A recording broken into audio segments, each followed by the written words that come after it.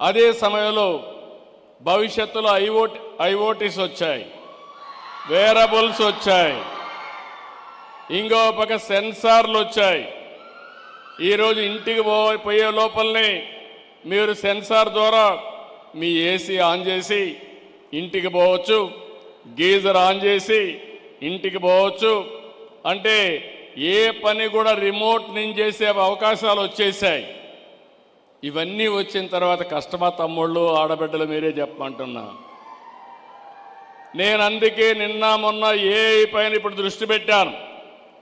First time దేశంలోనే quantum valley పేరు పెట్టి క్వాంటమ్ వ్యాలీకి శ్రీకారం చుట్టాను.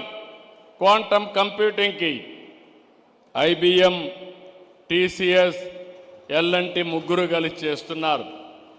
ఈ 30వ తారీఖున దగ్గర 500 మంది ఎక్స్పర్ట్స్ అందరినీ పెట్టి క్వాంటమ్ కంప్యూటింగ్ వాడేవాళ్ళని, అకాడమిక్ ఇన్స్టిట్యూషన్స్ని, ఎక్స్పర్ట్స్ని, మేధావులందరితో పెట్టి ఏ విధంగా దీన్ని ఉపయోగించుకోవాలనో, ఆల్గరిథమ్స్ రాయాలనో అవన్నీ తయారు చేయడానికి ముందుకు పోతున్నాం.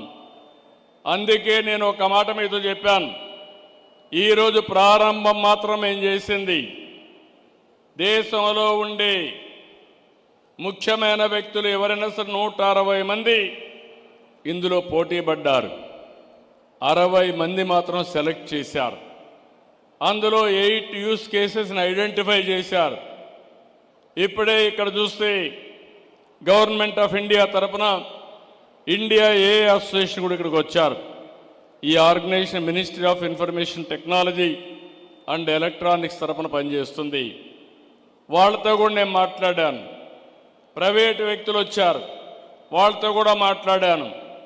ఈరోజు మనం అందరం కూడా ఆలోచించేది బిగినింగ్లో ఉన్నాం. నా లెక్క ప్రకారం ఏ అంటే 95-96లో ఐటీ అంటే ఎట్లా మాట్లాడుతున్నారో ఇప్పుడు ఏ అంటే అదే విధంగా మాట్లాడుతున్నారు. కానీ నేను ఆలోచించేది ప్రపంచానికే భారతదేశం నాయకత్వం ఇస్తుంది. అందులో ఇక్కడుండే ఈ పిల్లలే రేపు రాబోయే రోజుల్లో ఏఐలో ప్రపంచానికే నాయకత్వం ఇవ్వబోతున్నారు. నేను రేపు జరిగే విషయాన్ని ఈరోజే ఆలోచిస్తా. నేను చెప్పిన విషయాన్ని మీరు అర్థం చేసుకుంటే మీరు ఈజీగా పైకి వస్తారు. లేదు సిబిఐ అన్నిటినీ చెప్తాడు, మా పని మేము చేసుకుంటామంటే మీరు అక్కడే ఉంటారు. ఇది కష్టమైన పని కాదు. నేను మళ్ళీ అందరికీ చెప్తున్నా, నేను ఆలోచించేది మనం కానీ సిన్సియర్గా ప్రయత్నం చేస్తే ఈరోజు ప్రపంచంలో ఎక్కడికో పోవాల్సిన పని లేదు. నేను అందుకే చెప్పాను, టెక్నాలజీ కానీ మనం నేర్చుకుని think globally, act globally, location is not the constraint. మీ ఊర్లో మీరు కూర్చొని ఒక స్టార్టప్ కంపెనీ పెట్టి నాలెడ్జ్ ఎకానమీలో ప్రపంచానికే సేవలు అందించే పరిస్థితి వస్తుంది. ఈరోజు వర్కింగ్ స్టైల్స్ కూడా మారుతున్నాయి. ఒకప్పుడు ఆఫీస్ అంటే 10 to 5 కంపల్సరీగా ఉండాలి. ఇప్పుడు 10 to 5 ఉండాల్సిన పని లేదు. ఫైల్స్ అన్ని క్లియర్ చేసి పని అన్ని చేస్తే ఆటోమేటిక్గా అయిపోయే పరిస్థితి వస్తూ ఉంది. కొత్త కాన్సెప్ట్లు వచ్చాయి. వర్క్ ఫ్రమ్ హోమ్ వచ్చింది, కో వర్కింగ్ స్పేస్ వచ్చింది, జీసీసీలు వస్తున్నాయి, గ్లోబల్ కాంపిటేటివ్ సెంటర్స్ వస్తున్నాయి. ఇంకో పక్క ఐటీ అనేది మన జీవితంలో భాగమైపోయింది. ఈ విషయం కూడా మీరు గుర్తుపెట్టుకోవాలి. మన సెల్ ఫోన్లో ఎన్ని లాభాలు ఉన్నాయో అవి ఉపయోగించుకోవడం కూడా ఇంకా మనకు తెలియడం లేదు. ఒక సెల్ ఫోన్ ఉంటే చాలు, ప్రపంచంలో ఎక్కడికైనా పోవచ్చు, ఎక్కడైనా సర్వైవ్ కావచ్చు, ఏ పని కావాలన్నా చేసుకునే అవకాశం ఉంటుంది. అలాంటి పరిస్థితిలో ఈ నాలెడ్జ్ ఎకానమీలో తెలుగువాడు నెంబర్ 1గా ఉండాలనేది నా ఆశ, నా ఆకాంక్ష.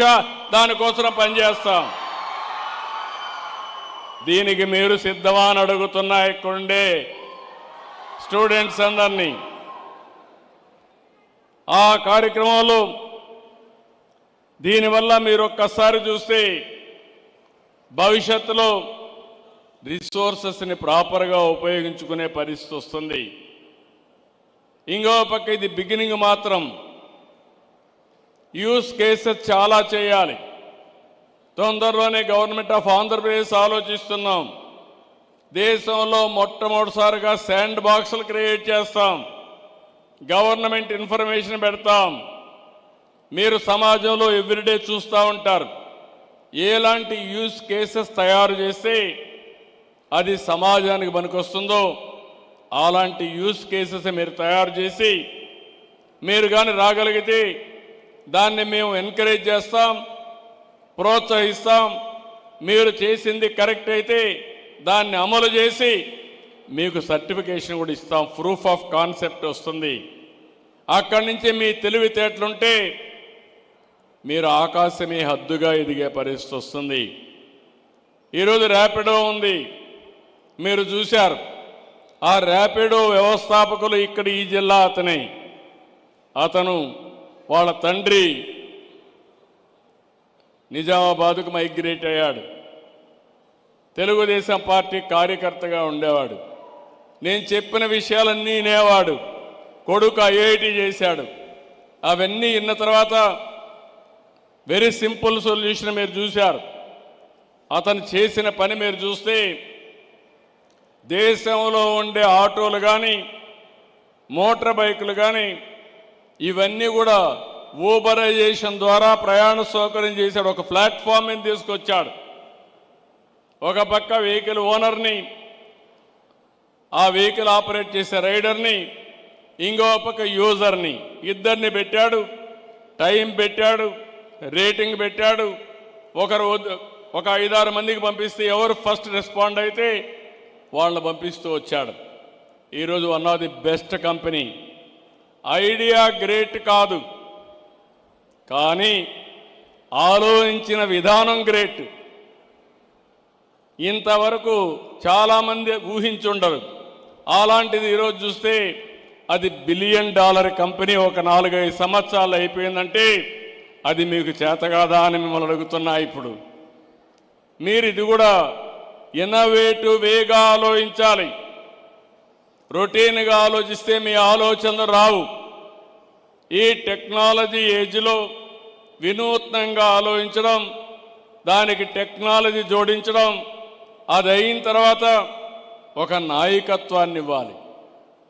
ఆ లీడర్షిప్ మీరు ఇవ్వగలిగితే మీరు దానివల్ల ఫలితాలు ఒక మండలం కావాలంటే మండలానికి ఇవ్వచ్చు, జిల్లా కావాలంటే జిల్లాకి ఇవ్వచ్చు, రాష్ట్రానికి, దేశానికి, ప్రపంచానికే సేవలు అందించే పరిస్థితి వస్తుంది. అది ఈరోజు మనకు జరగబోయే విధానాలు.